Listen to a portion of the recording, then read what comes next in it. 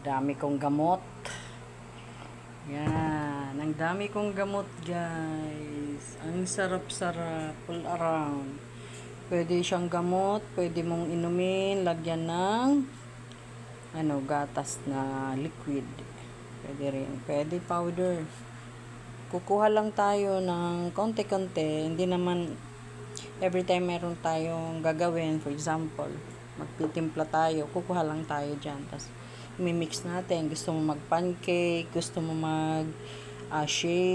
Diba? Tapos, all around to, guys. Pwede rin to sa mga skin disease. Kung meron kang skin disease.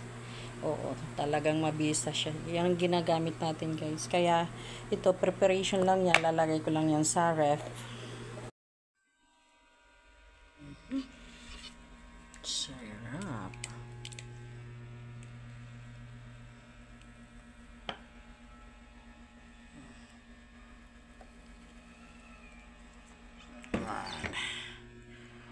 Ating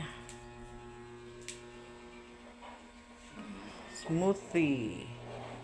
Ano ba? Anong smoothie na to? Siyempre, merong malunggay yan. Papaya at saka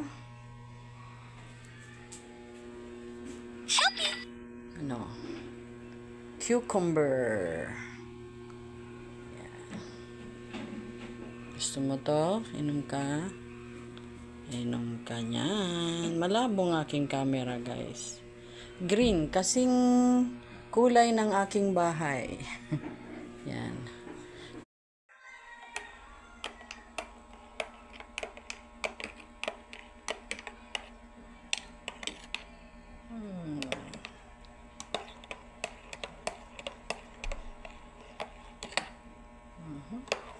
Ano ang ingredient? Yan. Gatas yan na bumuubo. Tapos, mix lang ng mix. Yan. Pwede nating ilagay sa ref.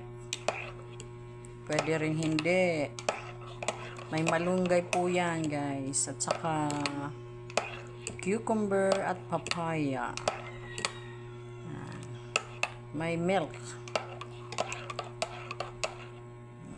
Papalamigin natin sa ref natin.